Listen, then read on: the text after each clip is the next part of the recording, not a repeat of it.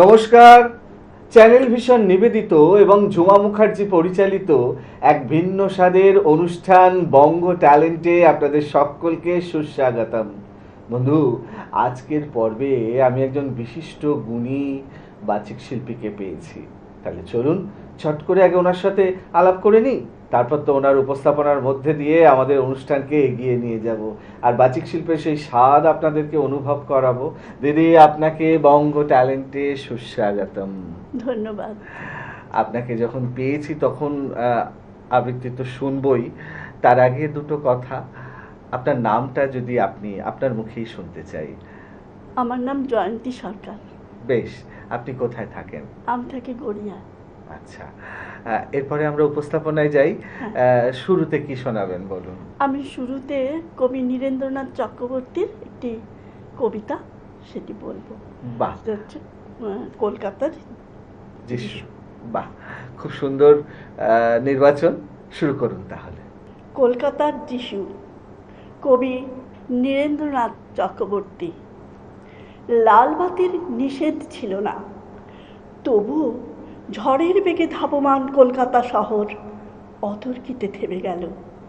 ভয়ঙ্করভাবে টাল সামলে নিয়ে দাঁড়িয়ে রইল ট্যাক্সি ও প্রাইভেট, টেম্পো, বাগমার্কা, ডবল ডেকার।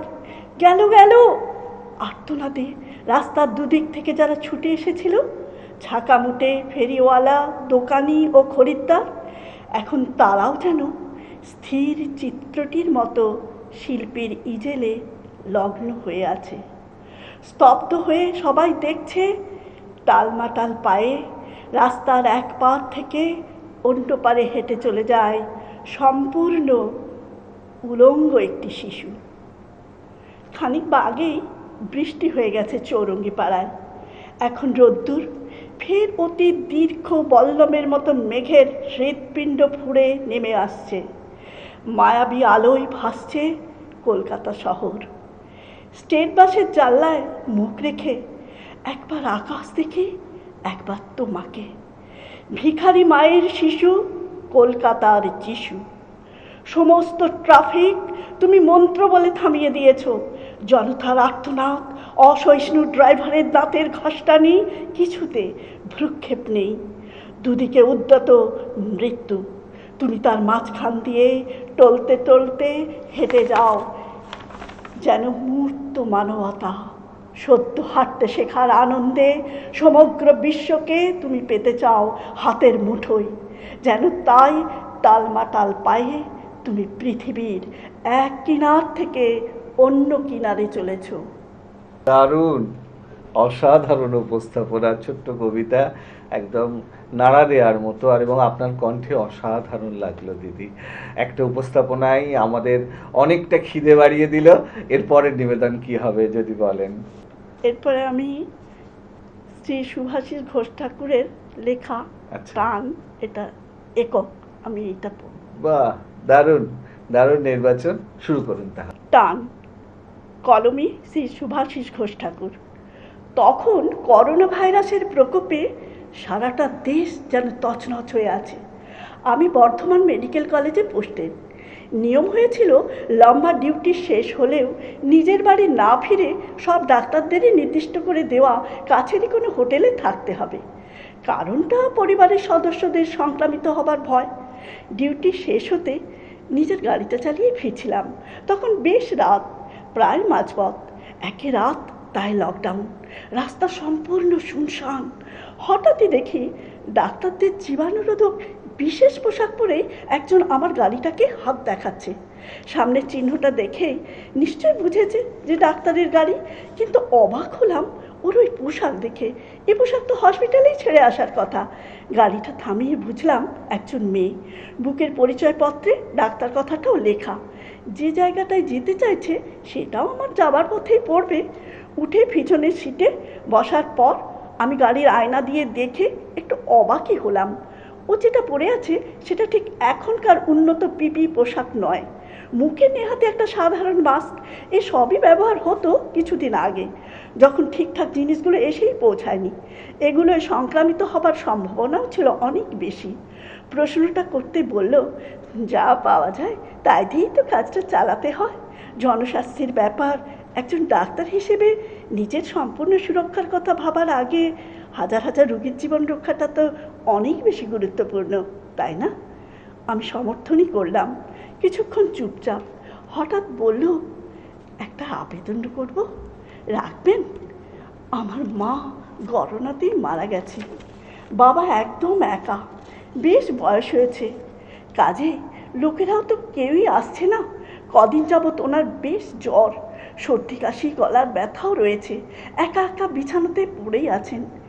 একবারটি আসবেন আমাদের বাড়িতে, একটু দেখে নেবেন ওনাকে। তেমন বুঝলে না হয় কোনো হসপিটাল।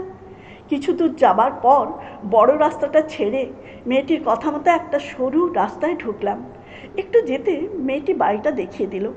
ও নামার পর আমি গাড়িটা জায়গা খুঁজে পার্ক করে বাড়িটায় ঢুকলাম। একজন বৃদ্ধ শুয়ে আছেন বিছানায়, বেশ দুর্বল। বসে কিছুক্ষণ পরীক্ষা করে দেখলাম জ্বরটা নেই। বললেন গলার ব্যথা আর কাশিটাও কমেছে। বুকে সর্দি বসে থাকারও কোনো চিহ্ন নেই। বুঝলাম সাধারণ ঠান্ডা লাগা, তেমন সিরিয়াস কিছু নয়। আমার কাছে পেয়ে কী যে উৎসাহিত ও উত্তেজিত! কিছুই তেমন খাওয়া হয়নি শুনে আমি নিজেই খানিক দুধ আর বিস্কুট দিলাম ওনাকে ফ্রিজ থেকে। বহু গল্প করছিলেন, ওর স্ত্রীর কথা, এক মেয়ের কথা। বাড়ি থেকে অ্যাম্বুলেন্স এসে নিয়ে গিয়েছিল দুজনকেই। সেই শেষ মারা যাবার খবরটুকুই শুধু এসেছিল টেলিফোনে। শুনে খারাপই লাগছিল। এমন কত পরিবারই যে সম্পূর্ণ নিঃশেষ হয়ে গেছে এই এক মারাত্মক ভাইরাসে আক্রান্ত হয়ে। হঠাৎই ওনার এক প্রশ্নে খুব বিস্মিত হলাম। আমার মতন একজন অপরিচিত ডাক্তার ওনার অসুস্থতার খবর পেয়ে বাড়ি চিনে এখানে এলাম কি করে?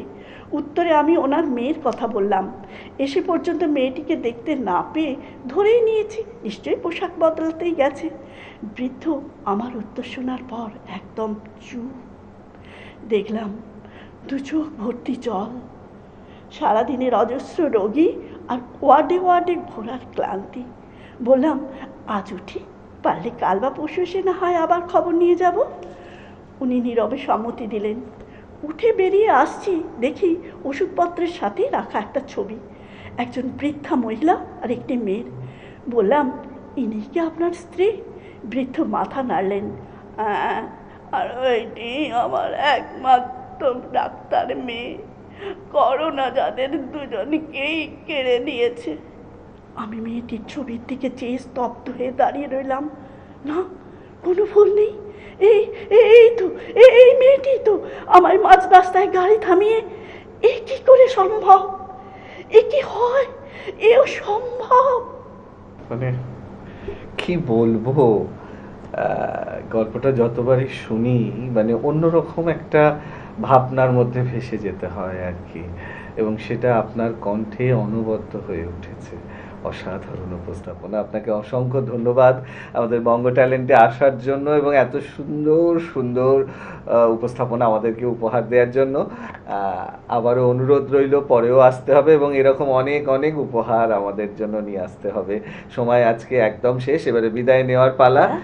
দর্শক বন্ধু, আপনারা কিন্তু আমার সাথে একমত হবেন, আজকে জয়ন্তীদিকে পেয়ে আমাদের অনুষ্ঠান একদম কবিতায় অনুগল্পে একদম ভরে উঠেছিল। এরকম একটা অনুষ্ঠান শেষ করতে ইচ্ছা করে না, বিশ্বাস করুন, কিন্তু কিছু তো করার নেই। সময় একদম শেষ। ক্যামেরার ওপার থেকে আমাকে ইশারা করা হচ্ছে, এবারে বিদায় নিতেই হবে। তবে বিদায় নেওয়ার আগে সেই গুরুত্বপূর্ণ কথাটা আবারও জানিয়ে যাই যে আপনারাও যদি আমাদের এই অনুষ্ঠানে অংশগ্রহণ করতে চান তাহলে দেরি কেন? আপনাদের একটা পারফরমেন্সের ভিডিও আমাদেরকে হোয়াটসঅ্যাপ করে দিন, আর সেই ভিডিও যদি আমাদের ভালো লাগে তাহলে আপনারাও চলে আসতে পারবেন আমাদের এই অনুষ্ঠানে অংশগ্রহণ করতে। আমাদের হোয়াটসঅ্যাপ নাম্বার 9804272808। তাহলে দর্শক বন্ধু, আজকের মতো বিদায়। আবারও দেখা হবে আগামীকাল ঠিক এই সময়ে। ততক্ষণ পর্যন্ত বিদায় বন্ধু। নমস্কার।